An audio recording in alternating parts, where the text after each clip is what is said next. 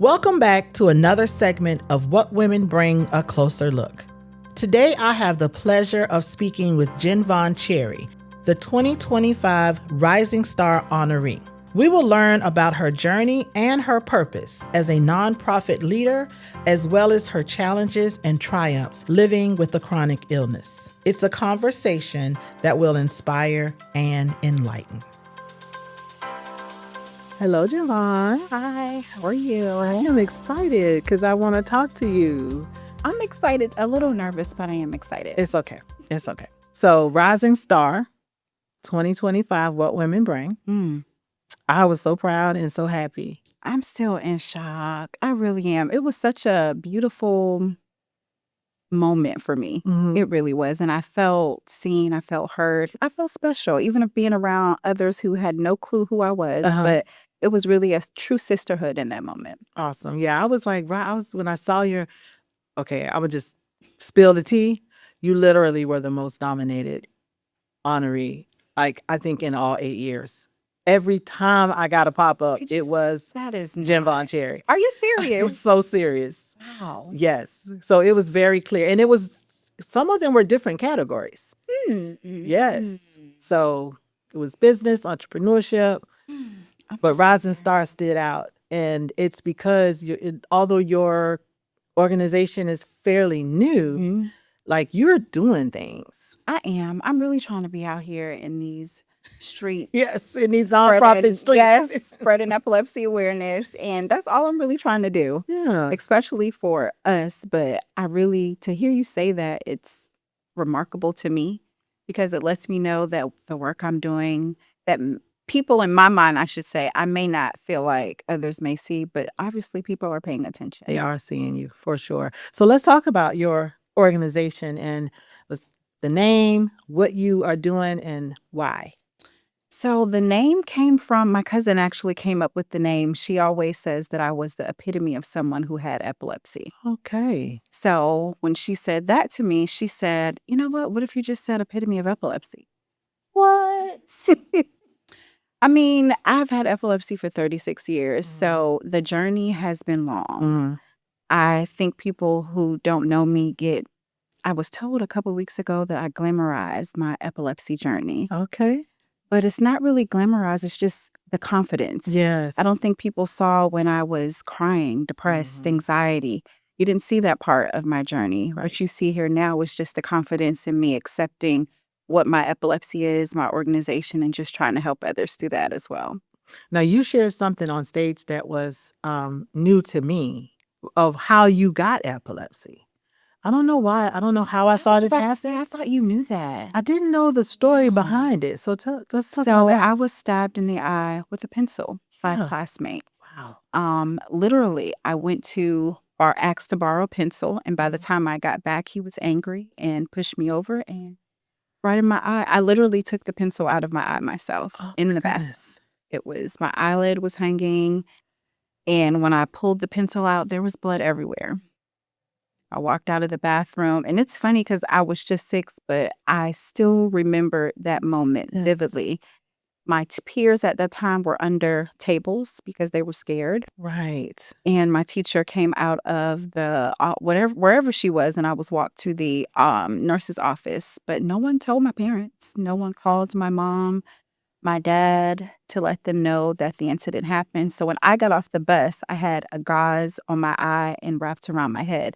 So my mom is looking like, what happened to you? But no one called her. And when she called, the nurse or the receptionist said that they had no report of an incident happening at school. Now, we know in 2025, that wouldn't have went down that way. But in 1989, it did, unfortunately. Yeah. Yes. I'm sorry that happened to you. But so many are blessed by what you have turned that into. And I know it's not easy. So at the event, if you don't mind sharing, you had a moment. And what I loved was that you were looked after. But I want to understand, like, what the moment was and what was going through your mind at that time. So what was going through my mind is don't have a seizure.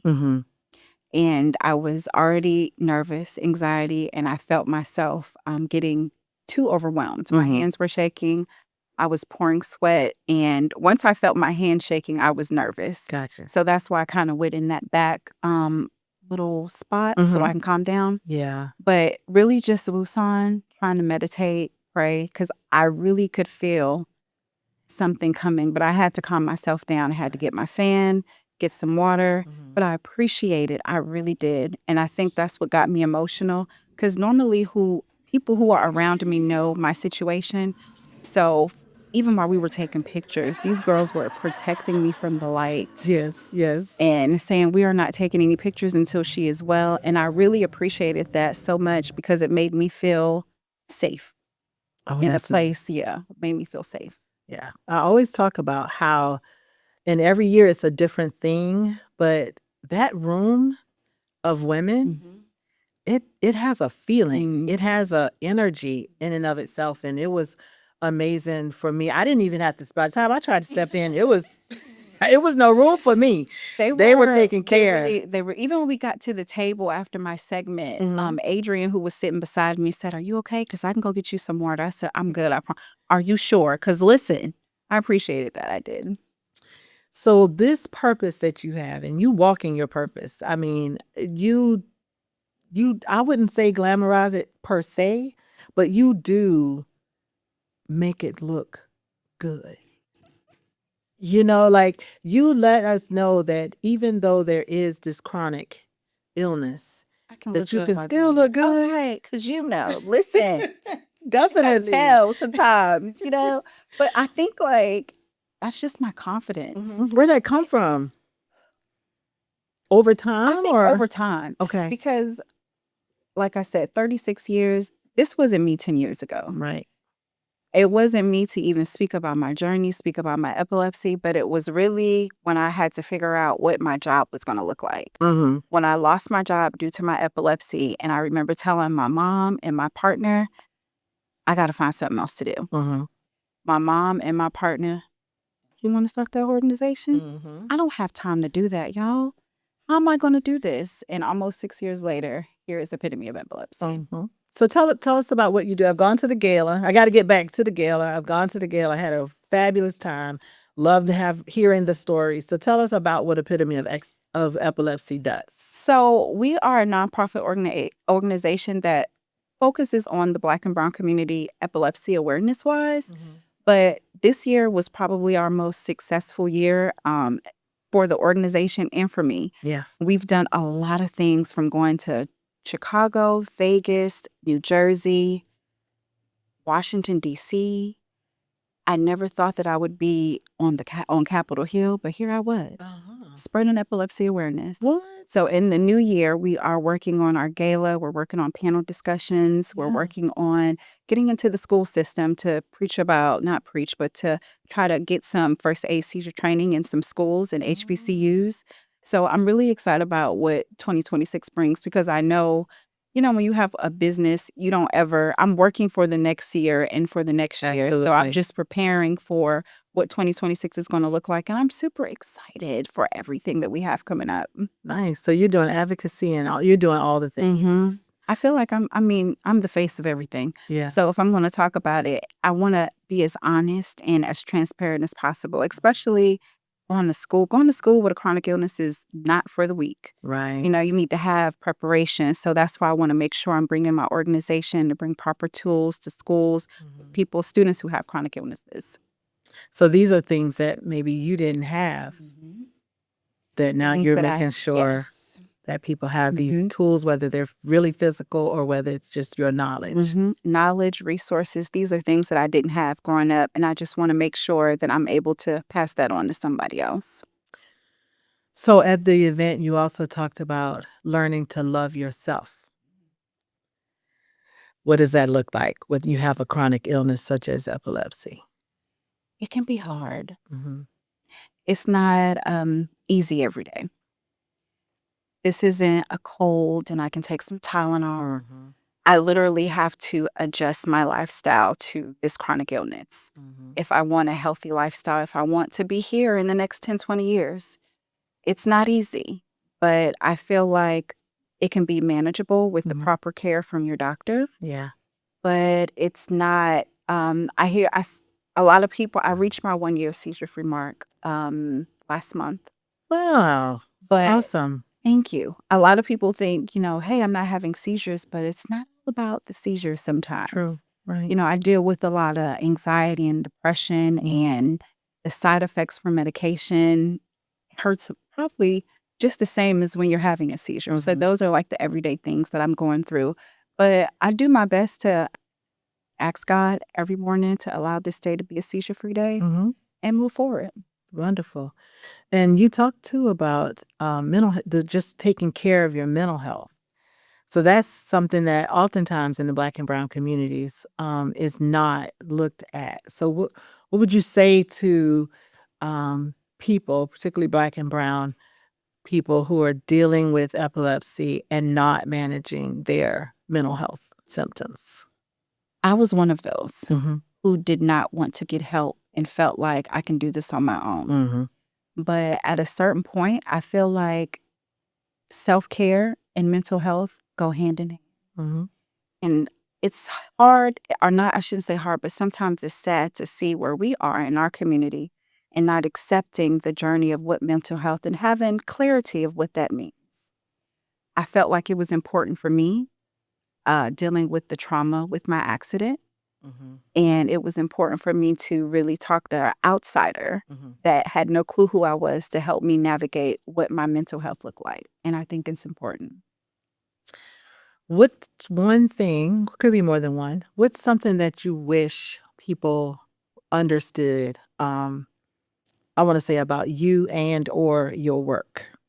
You personally and or the work that you do as a nonprofit leader, or specifically with the nonprofit you run?